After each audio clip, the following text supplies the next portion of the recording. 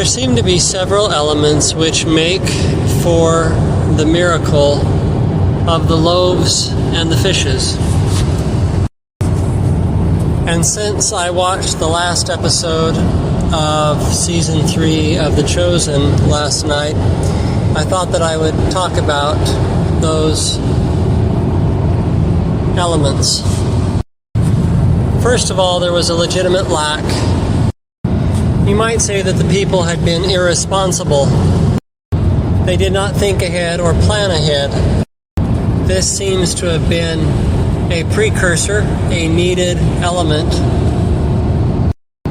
to prepare for the need of a miracle. And that's how it is in our lives too. We hear a voice in the wilderness, and we cannot help but stop and listen. And the next thing that we know, we discover that we've neglected our temporal duties for the sake of spiritual things. Of course, this never happens if we can box God in, if we can relegate Him to one day of the week or one part of the day, so that He cannot invade our more important duties of making money and providing for ourselves. But luckily for this crowd, they were too entranced by Jesus' words to consider ahead of time what they would eat. And then there's the second element of the miracle, which is that the givers of the gift, or the giver of the gift, they were not men of means, Jesus and His disciples. Jesus was not a man of means. If He had been, it would have ruined the whole story, because He would have had wherewith to provide the loaves and fishes Himself without the help of a miracle.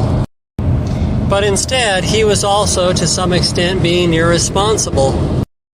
For this period of His life, the Spirit of God had so worked upon Him, you might say, that He could not help but go out and teach the things that His Father was putting into His heart. And of course, He did this to the neglect of worldly ambition. And so did His disciples. It's all one big story of irresponsibility. Some crazy man says, "Come follow me." And Matthew leaves a perfectly good job to go and follow a vagabond and become a vagabond himself. So did Peter and the fishermen. It says that they left their nets. But if they hadn't, if they had been men of means, there would not have been the perfect, straining, aching, hungry need for the life-giving sustenance of loaves and fish. And then there comes the mindset. There was a particular mindset which was helpful in the bringing of the miracle. For they weren't thinking about feeding the multitude for a week or even for a day. They wanted to feed them for just one meal. They wanted to satisfy the immediate hunger. And it seems that this is how miracles come. They don't come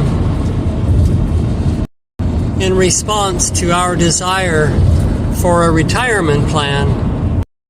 Well, that's not true. I can't say that there is not a miracle in retirement, or in modern medicine, or in a good job. That's definitely a kind of miracle too, and something for which to be grateful and to praise God. But I'm talking about the truly miraculous, the supernatural, the thing that nobody could expect, and for which there is no earthly explanation.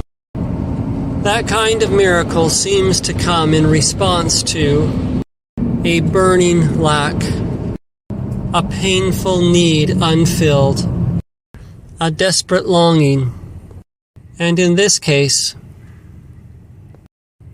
to real and immediate hunger. And then there comes the manner in which the miracle was wrought. as they've spoken about in describing the making of the series The Chosen. Dallas described, his wife said that she had an impression that the way that it would be funded would be through what she called impossible math. That was what the prompting said, was that it would be through impossible math.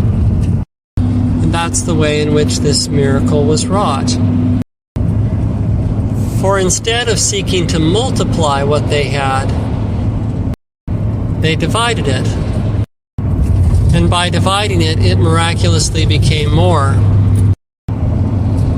Now, if any one of these elements had not been present, it seems to me that it might not have culminated in a miracle. I doubt that God would have answered with a miracle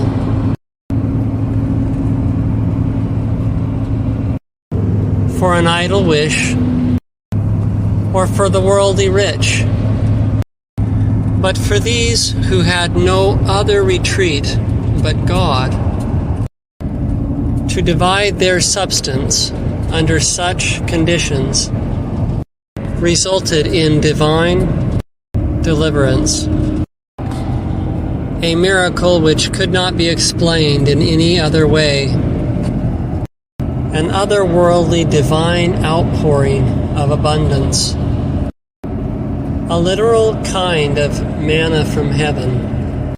And this is how such things come. When we go about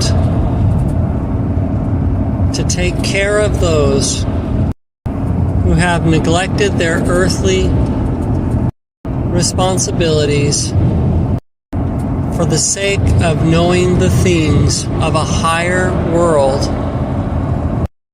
we tap into the world of miracles, but only after we ourselves have heeded the call to put the things of God above and in front of our own ambition, with childlike faith that when we reach the end of all that we can do, that He'll be there.